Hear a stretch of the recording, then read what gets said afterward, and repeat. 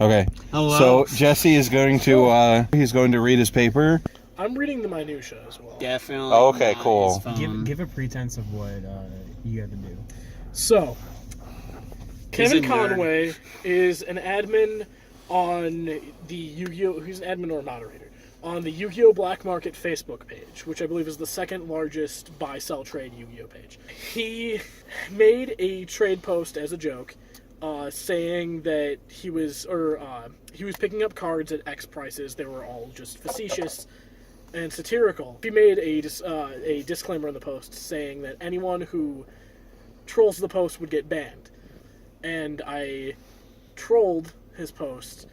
So he told me that my way of escaping the ban hammer was to write a 9-page paper, APA format, on the history of gumballs. So I did. It's been almost a month now. It was sometime in May. I can't remember when it started. We could find that out later. It was like But- before Nats. Not Nats. Pittsburgh? I'm sure it was. It was a little bit before that even. I just put it off, and he was kidding around, and I kind of called his bluff and said, hey, if I had the time, I'd do it. And then he messaged me for real and was like, guess what? Now you have to. Or else, and then I was the pin post in Zodiac for a while. He got different admins of multiple groups, like White Collar Yu-Gi-Oh! And then Zodiac, as I mentioned. And they all agreed to ban me if I didn't do this. And I do a good amount of selling in these groups, so I kind of, need to not be banned there. Yeah.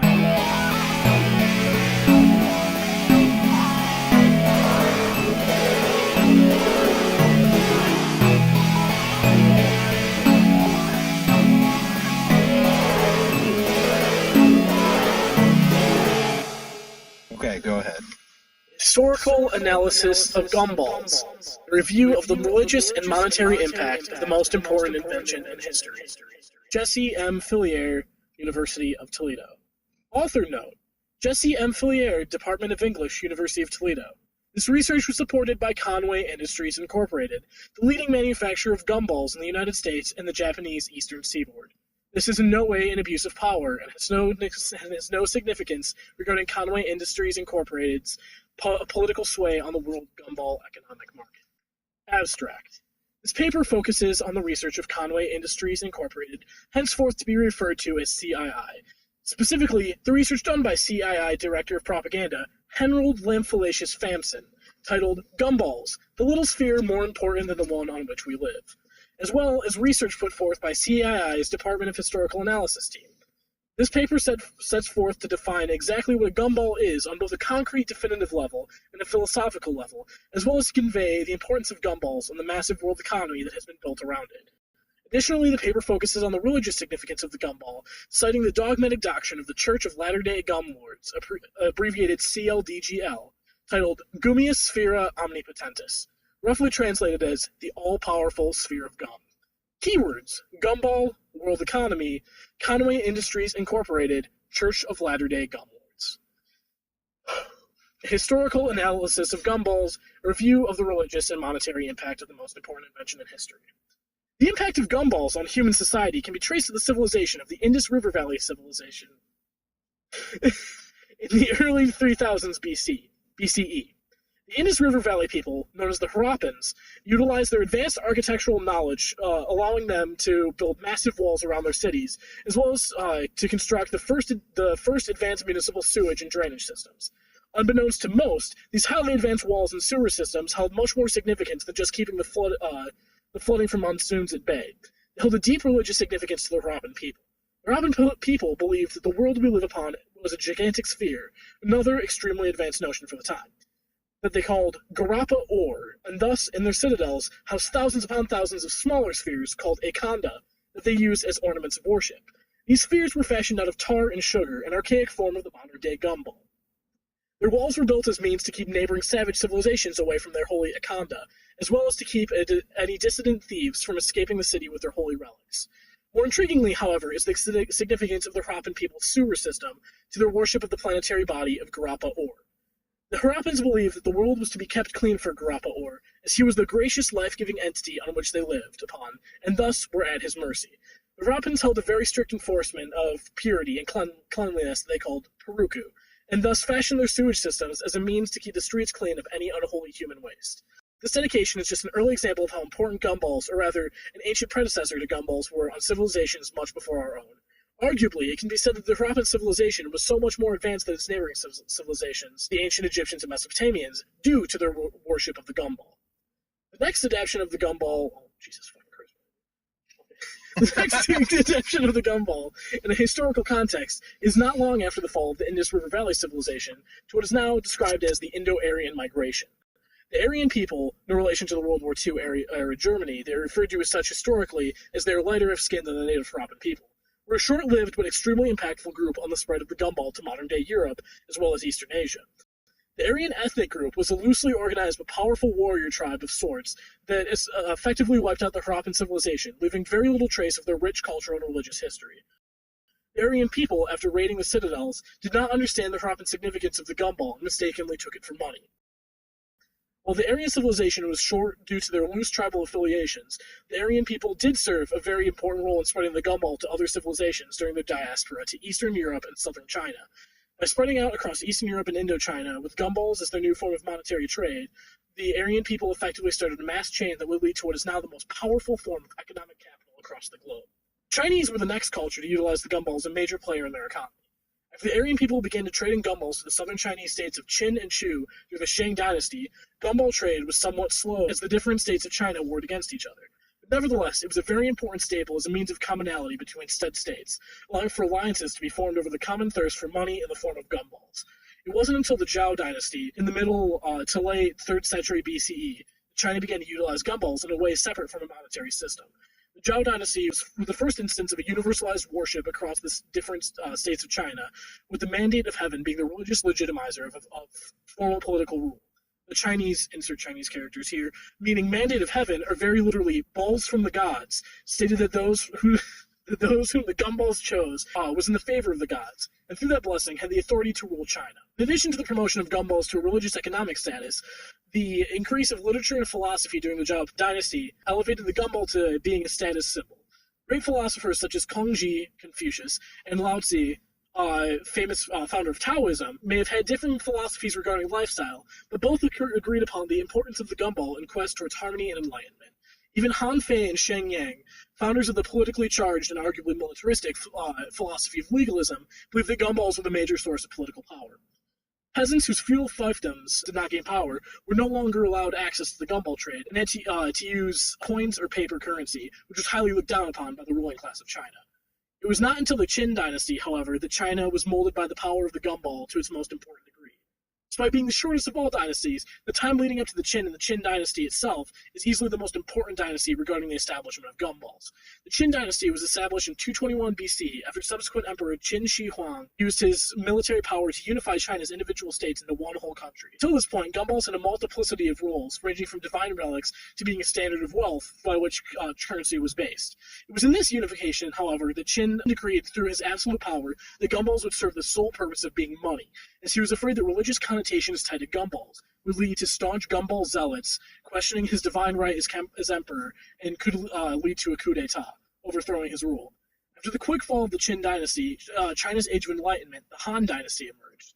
It was during this time that China began to put aside some of its isolationist and xenophobic ideals, realizing that trade with the outside world could be extremely profitable for them. During the Han dynasty, the famous Silk Road was established. The insert more Chinese characters here, literally beneficial gum trail, was later referred to as the Silk Road, referencing the silk sacks in which China's major export, gumballs, were carried with it. It was through the Silk Road. God damn it, Brandon! It was through the Silk Road that China eventually began to trade their gumballs to Europe, spreading as far west as Spain and Portugal. To this day, China remains a large presence in the world gumball economy.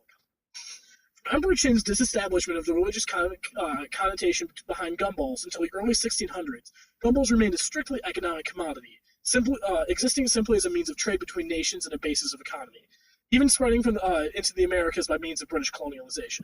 It wasn't until the 1630s that gumballs reached full circle and regained a status of religious significance. Huxtable R. Bradford, Duke of Lennox, was a minor English heir of nobility, but impacted the world much more than other members of his noble rank. Bradford was educated by an Indian scholar named Pavarasamy Kapoor, who was well versed in the history of the Indus River Valley people. Despite being warned by his parents, Bradford was taught the spirituality of the Gumball by Kapoor and used his power of nobility to begin to spread what would become the largest Western religion. Bradford studied the religious doctrine regarding Gumballs of each civilization before him and felt a connection with the spirituality of Gumballs.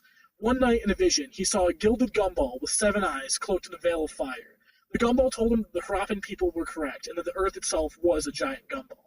He stated that Bradford was the chosen prophet of the gumball, and that he should spread the word of gum to those who would listen, and that all non-believers would be struck down and would burn in the molten gum pits of hell for their heresy. At this point, you can tell that Jesse stopped. Bradford took it upon himself. Gumball hair, is he? Heresy. Gum stuck in your hair. That's a stretch, man. Damn it. Jesse, I can No, tell. I can tell. no right pun now. intended on stretchy gum. I can tell right now. This is where you stop caring. Bradford took it upon himself to spread his religious philosophy, and by utilizing his powers as monarch, formed the Church of Latter-day Gum Lords, publishing their own doctrine and holy book in 1655 titled Gumia Sphera Omnipotentis, literally translated from Latin as the all-powerful gum sphere. Bradford originally saw opposition from the monarchy of his time with the CLDGL's foundation, King Charles I, a staunch loyalist. Bradford was arrested on many occasions and even stripped of his status of Duke of Lennox due to his rebellion against the throne. During this time, the English Civil War broke out, with Bradford and his religious following fighting for dominance over the ruling class, with Bradford coming out as victor in 1649. After capturing the throne and gaining rule, Bradford had Charles I put on trial for crimes of treason against the new government, in which Charles I was found guilty and sentenced to execution. With no more opposition, Bradford used his opportunity to establish his religion as the patron religion of England, making it law to follow it or else be sentenced to harsh imprisonment or death. Bradford chose not to seize the throne. In a brief 4-year period of no formal monarchy, Bradford searched for a figurehead he could appoint to rule and maintain his religious doctrine on the British people. During this period, other loyalists to the pre-Gumball era of England began to plot, and Oliver Cromwell usurped the English throne from Parliament and forced Bradford to go into hiding to keep his own life. Bradford stayed in hiding for 6 years in France, slowly regaining his followers and planned to have Richard Cromwell ousted by the English Committee of Safety, an organization that Bradford had managed to secretly plant his followers in. After Richard was removed from the position of king in 1659, Bradford had regained his power and appointed Charles II back into the monarchy to once again enforce the doctrine of the CLDGL onto the English people. Bradford died peacefully in 1682 at the age of 63, happy that he had forced his religion on England and its colonies. During the 1670s, Bradford's religion had been brought to the colonies in the Americas and was widely accepted both by the colonists and slaves there. Gumballs had continued to be a staple monetary source that colonists traded amongst themselves and had imported from Britain. As the colonies grew larger, gumball trade between the Native Americans and the colonists began. Wow. Say bless. The Native Americans were willing to accept the gumballs as a means of money, but were considered savages by the colonists and the British overseas, as they were not willing to accept the religious connotations held around gumballs. Due to this, many rebellions and battles were fought over gumball control, as the Native Americans wished to continue trading in gumballs, but refused to return the gumballs when the colonists demanded they be returned, once learning that the Native Americans would not convert to the CLDGL.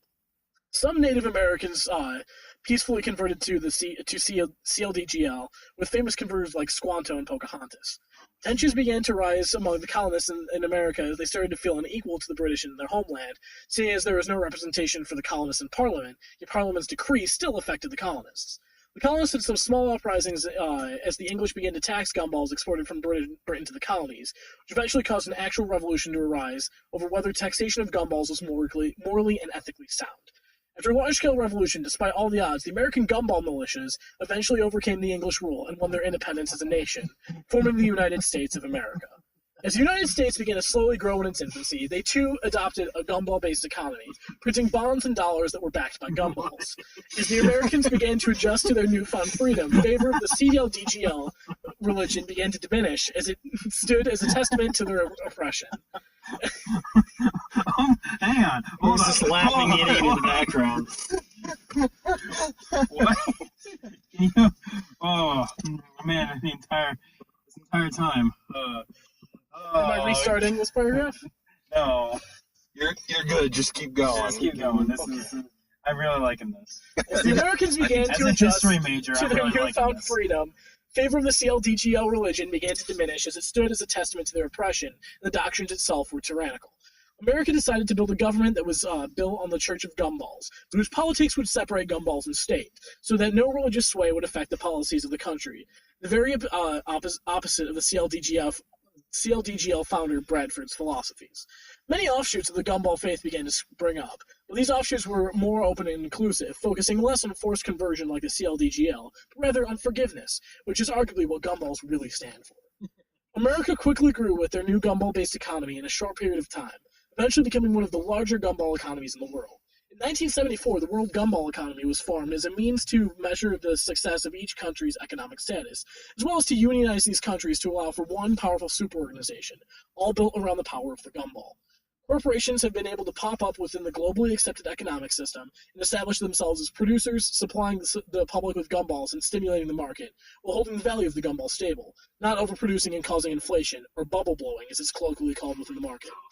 One of the largest producers of gumball is Conway Industries Incorporated. Bubble blowing babies. The second largest producer of gumballs globally, and the largest outside of China, with multiple branches in America, with headquarters located in Okinawa, Japan, or with the headquarters located in Okinawa, Japan. CII has both produced and brokered gumballs since 1993 and is the fastest growing gumball corporation on the market. CII is also an active power in the political system of the United States, sponsoring the campaigns of every gumballitarian candidate, the party by which a majority is held in the Senate, House, and Supreme Court, and is also the party held by the past 18 presidents. Effectively, CII has taken over monopoly of the United States government and has annexed the largest gumball corporations in Mexico, Canada, Brazil, the Philippines, India, and the two largest in Russia.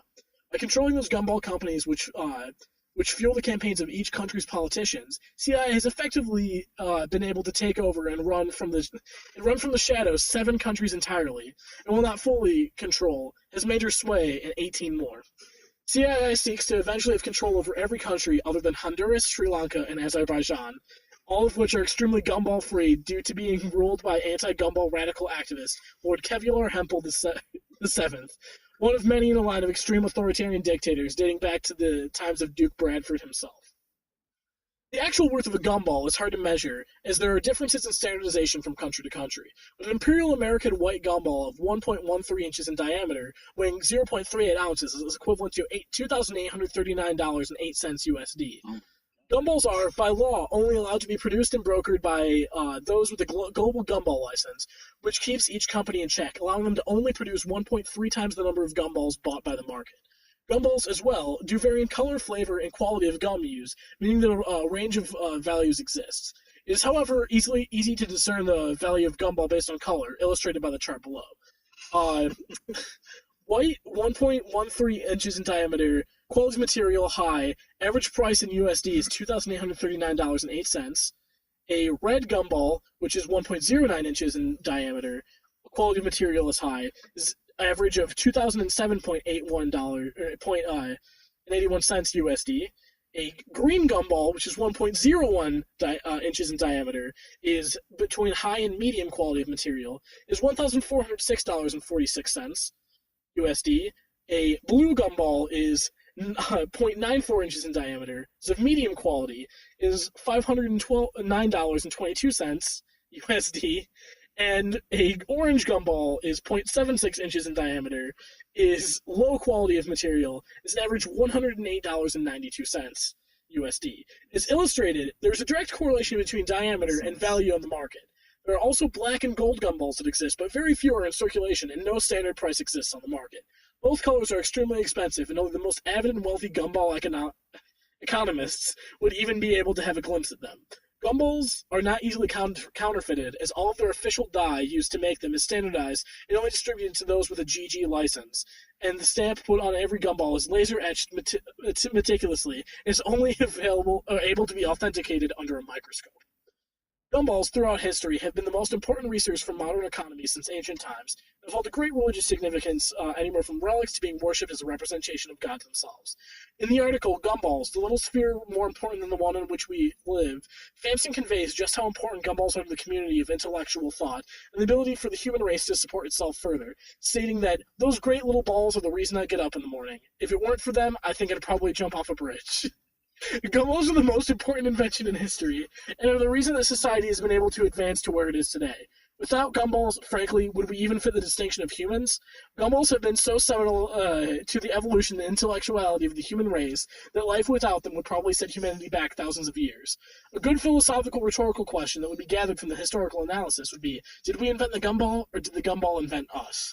Or put more into layman terms, did we invent the gumball as a means to further our own development of civilizations, or was it rather our accidental discovery of the gumball that altered our course in history, defining our humanity in a way previously unknown even to ourselves?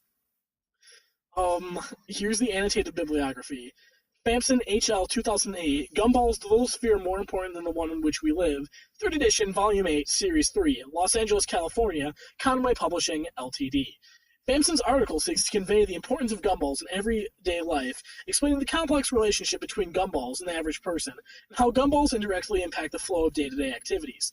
The average person who can't afford to directly put their stock into the gumball trade usually sees gumballs as some mysterious entity out of reach. Only a symbol of power that can only be truly utilized by the rich and powerful. However, by linking gumballs with normal currency, Famson effectively bridges the gap.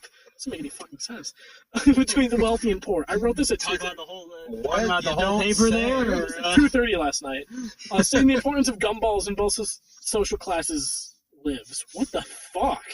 That sentence makes no sense. I mean, Famson also goes on to describe how the fall of the gumball market would collapse civilization itself, potentially hurting the poor neighborhoods even harder than affluent gumball-rich areas, as money would mean almost nothing, and the poor would be forced to trade all of their possessions for the basic materials to survive. The article is relevant to the paper as it serves as a means of defining the exact economic values of an average gumball, as well as explaining the likely impacts of the gumball on the future economy and human civilization itself. This is important as it conveys the vital nature of gumballs in society, as well as looks back upon the historical importance of gumballs and how those trends can predict the future. Ayatollah DS ND, Historical Analysis of Gumballs in Ancient Civilizations, 1500 BCE to... There's no other number there, what the fuck? Okay, to... it's supposed to be like 272 BCE, but whatever. Conway Journal of Gumball History, 41, volume 41, issue 41, volume 3, pages 28 to 272, retrieved June 8th, 2017. This journal article is relevant to the overall topic of the paper, as it gives a very in-depth historical analysis of the importance of the gumball throughout early human history, primarily focusing on ancient China, arguably the largest civilization in terms of impact of the modern-day meaning and use of gumballs. In this article, Dr. Dion S. Ayatollah cites China as a major power in developing what is similar to modern gumball as an economic power, but also condemns ancient China on their nationalism and refusal to interact with surrounding nations and kingdoms, effectively slowing down the spread of the gumball while it was developed selfishly just for Chinese culture. The Chinese did, however, begin to trade gumballs on the Silk Road as outsiders traveled to China showed interest. As outsiders traveling to China showed interest in them, thus sensing an opportunity to greatly benefit from a new, much more rich and profitable trade with the Europeans. Gumius Sphera Omnipotentis, Revised Edition, 38th, 2013, Pittsburgh, Pennsylvania, The Great Holy Ball Printing Press. This holy text was included in the paper simply as a means to offer a small insight as to just how significant gumballs are to human religion, evolving into a faith that is practiced all around the world by 3.5 billion people. Next excerpt of the Gumius Sphera Omnipotentis is included below, a short prayer illustrating the importance of gumballs to the religion. By the great sphere we were formed. Like hot gum, we are shaped in the image of the ball. We are unworthy of the blessing of the ball. We will forever be thankful for the blessing of the ball. It is through the blessing of the ball that we draw breath. Deliver us, O round one, from tyranny and oppression, and through your circular mercy may we live forever. Amen. It is through prayers like these that the Church of Latter-day Gumlords is able to spread a message of deliverance and easily converts the poor and misfortune of third world countries and offers them a much more complete life and a spherical afterlife. That was the annotated bibliography. And I didn't do any in-text citations, because fuck that. That was the paper. It didn't really go anywhere, but I mean, it was about gumballs, so what the fuck do you expect? I really It like certainly gave me. No, I don't. It gave me insight on I wrote that this entire dimension thing that we live It gave me Friday. something to chew on. Oh! What a wonderful Hillary Armstrong. paper. I see gumballs green. Those are worth 7 gigabytes. Random Mouse do.